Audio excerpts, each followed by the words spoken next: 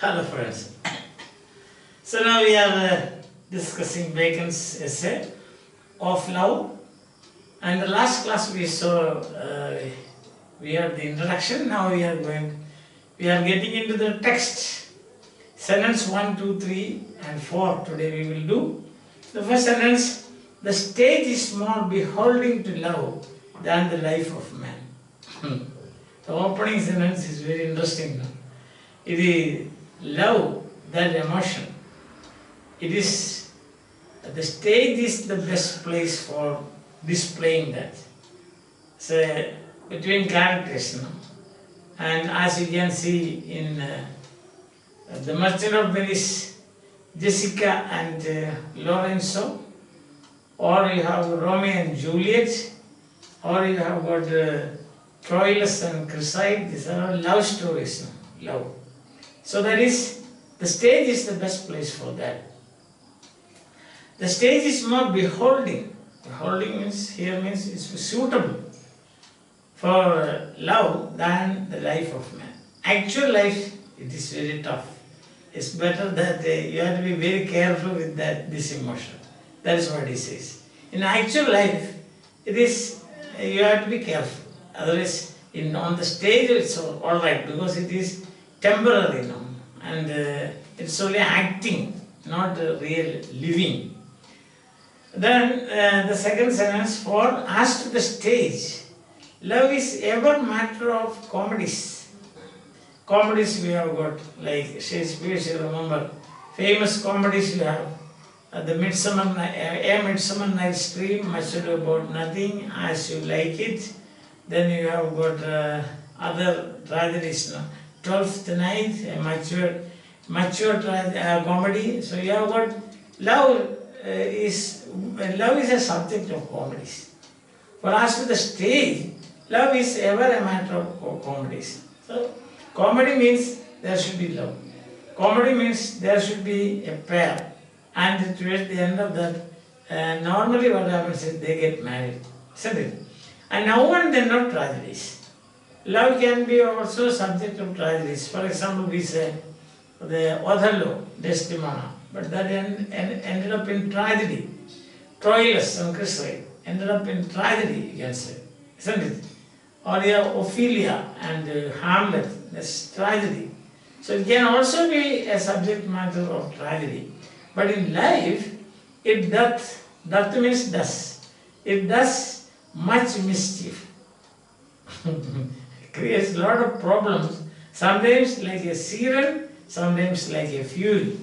Siren means sea nymphs. Sea nymphs. They are half bird and half woman. They are half bird and half woman. Half bird, half woman. Now what happens in the Sirens? Women, in that case plural, women. Half bird and half women. So they used to live in rocky areas, especially Mediterranean Sea, the shores of the Mediterranean Sea. And what they used to do is, they would attract sailors and take them with them, and then they will destroy them. That's what they used to do. So that is luring. So you are attracted by very beautiful. You know, there's a very famous poem by Keats now, you remember? The La Belle Dame Sans Mercy. And he says, then the night is, the hedge is withered and no birds sing. What ails the night at times? See, the speaker is asking, what ails the night at times? See, alone and palely loitering. So that is what is going to happen if you are attracted by beautiful ladies. As not all, this is not general statements. Please don't understand that. Please understand that. So this is, if you are attracted like this, the beautiful ladies, they will lure you, like the beautiful lady in La Belle Dame Sans Mercy. That is, the beautiful lady without mercy. And so what happened? So Sirens are like that.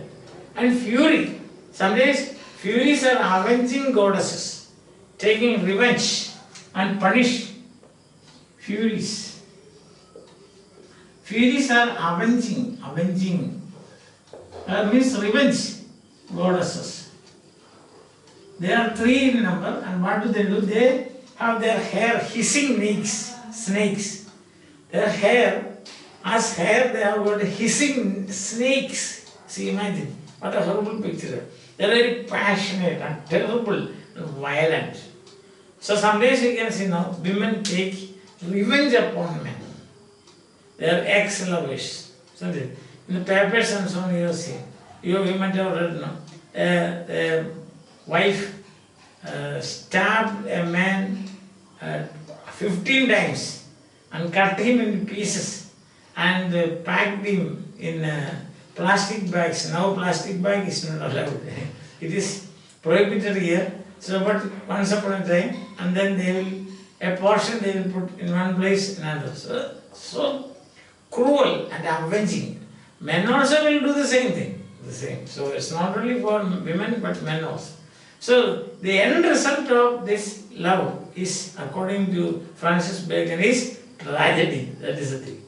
Like in La Belle Dame Sans Mercy, the night in La Belle Dame Sans Mercy, or you will find in newspaper, and then you can see honor killing, honor suicide. See, when there is somebody marries, they say intercaste marriages and so on. We have read in the papers, no? We read in the papers. Suddenly the father of the girl will commit suicide, or the father of the girl and the relatives will catch hold of the boy and kill him. So these are all. So it does a lot of mischief. That is what Francis Bacon says. It's all right in the stage, you can see this and forget about it. But in actual life, it does a lot of mischiefs, means problems. It creates a lot of problems in actual life. Like for example, the Sirens, they will attract you, or like the Furies, they will take revenge upon you. Understand? And that sense, you may observe that among all the great and worthy persons, whereof the memory remaineth. Remaineth means remain. As far as I can remember, he says, great and worthy persons, either ancient or recent. You won't find it's in good old days or just recent days. You won't find great and worthy people. There is not one that had been, had means has, that has been transported, influenced to the mad degree of love. So love is such a thing, lunatic in it. The poet and the lover is lunatic. That is what struck by the moon. That is. So he becomes mad. A particular stage, what happens? The lovers become mad. Sometimes you will find both together. They will agree upon a kind of compromise. And what is the compromise? Together they commit suicide. Understand that? So like that. It's a problem. So recent and ancient. You won't find worthy men. You won't miss when I see important persons, great and worthy persons. There is not one that has been transported to the mad degree of love. There's not even a single person who has been influenced by this love or fell into this trap, which shows that great spirits, great men and great business do keep out of this passion. This is a passion. Love is a passion. Passion means a very strong feeling. It's very strong. Those who have fallen in love, you know that. Isn't it? Yes. Then it is a very strong passion. You will sacrifice anything. You will sacrifice your parents, riches, your name, good name, whatever it is. Isn't it? So he says, you don't find. As a rule, as far as I can remember, ancient or recent, if I take the list of great men, worthy people, not even a single one you will find become prey or victim of this passion that is love. Understand? It is a very weak passion. Only weak-minded persons will fall in love. Can be both boy and girl. Not that only girls fall in love or boys fall in love. No, not like that. And then he says, you must accept, nevertheless, Marcus Antonius, Mark Antony. Mark Antony was the half partner of the Emperor of Rome. You know what happened to Mark Antony? Mark Antony fell in love with passionately mad, no? to the degree of madness, fell in love with Cleopatra, who was twice or thrice married. That is the very interesting thing. Yes. So you must accept, nevertheless, Marcus Antonius, the half partner of Emperor of Rome. After the death of Julius Caesar, he was in the ruling triumvirate. Three persons ruling. It's called triumph. Triumph is three. Triumvirate.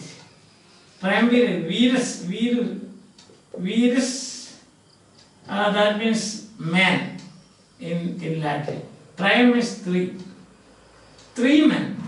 So after the death of Julius Caesar, the Rome was ruled by three men. A group of three men, together the name given was triumvirate, all the three men. And he was one of them. So that's why Bacon says that he was half partner of the Roman Empire. And what did he say? Let Rome melt in Tiber. Let Rome in Tiber melt. That's what it. Understand that? Leave it, I don't know. I will just relinquish my empire. For whom? For this much married woman, that is Cleopatra. So he said that is an exception. He was a great man, he was a general, he was the closest friend of Julius Caesar and became a part ruler, but then what happened is that he fell in love with Cleopatra, the Egyptian queen. Yes, you must accept, there is an exception, he says. What did I say just now? I just now told you that the great and worthy men don't fall in love, they don't become victims of love, they don't become victims of this passion, weak passion. But he said there are two exceptions, and these exceptions, one is, as he says, and Marcus Antonius, Mark Antony, the half partner of Emperor of Rome. And the other one is Appius Claudius, the decemvir. Again you can see the same word, decem. Decem means 10. Decemvir means 10 men. 10 men. A 10-man council from Roman law was actually prepared by a 10-man council. So of this one was Appius Claudius. And then what happened to him? The decemvir and the lawgiver, whereof the former was an voluptuous man. So the two exceptions are there. Of this, the former, Mark Antony was voluptuous. Voluptuous means a man seeking sexual pleasure. And that also without any limit. That's why the next word is inordinate. Inordinate means uncontrollable passion. Passion up to the level of madness. He was mad, so to say. Finally, what happened? He committed suicide. When he was defeated by Augustus Caesar in the Battle of Actium, he committed suicide. So this is much mischief in life. That's what he says. They already have said, Bacon has said that in life, love plays much mischief. You can see committing suicide. A great general, a ruler, see, very influential person, a worthy and great man. Mark Antony's speech in Julius Caesar, everybody knows, isn't it? Yes. So there you are. Voluptuous man. Voluptuous means uncontrollable and seeking sexual pleasure. Not control at all. So voluptuous man and inordinate. But the latter, Appius Claudius, was an austere and wise man.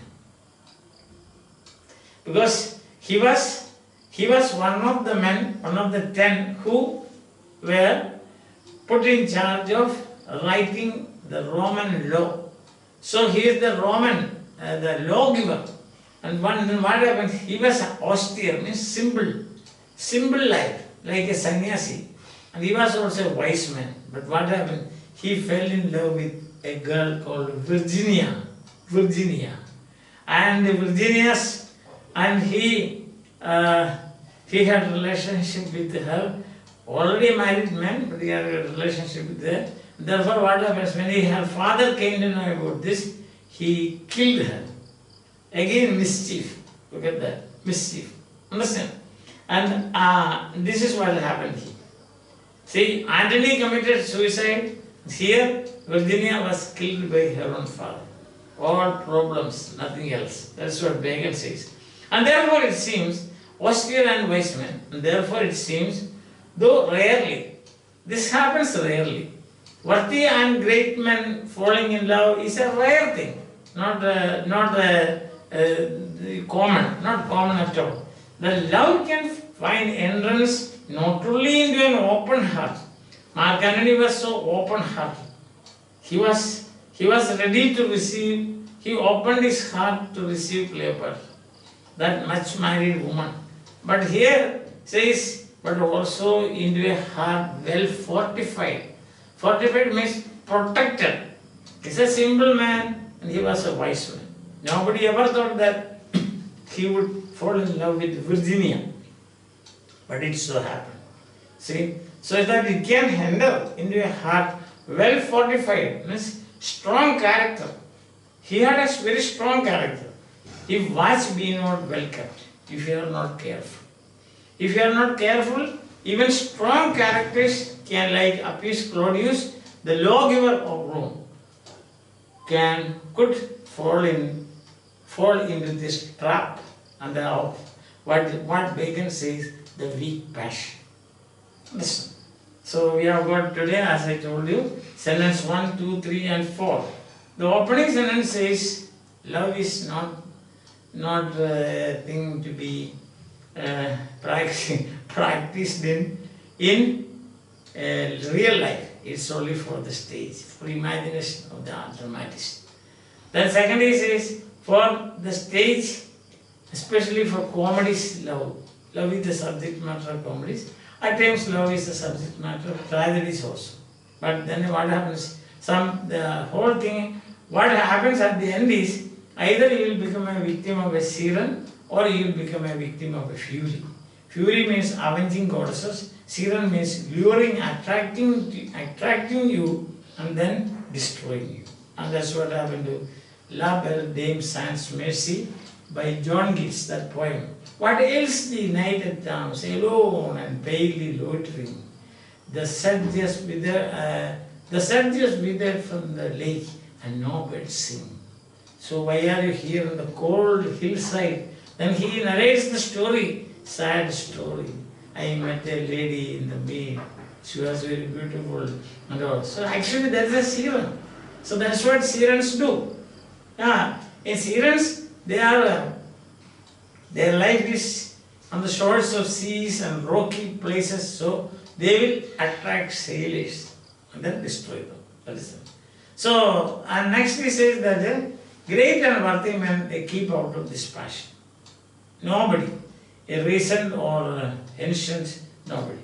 But there are two exceptions. One is Mark Antony, the other who fell in love with, flatly in love with Cleopatra and then committed suicide, lost the empire and committed suicide, lost his friends and finally committed suicide.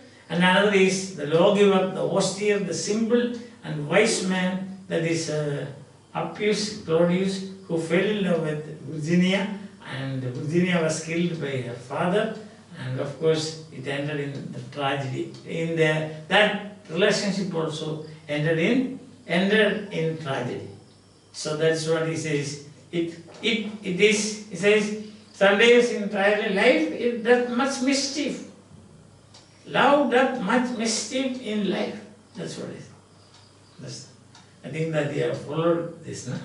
So, what Bacon has said generally, then he says that what great and worthy men will not, love is for comedy, sometimes for tragedy. Great and worthy men will not go after this because this is a weak passion.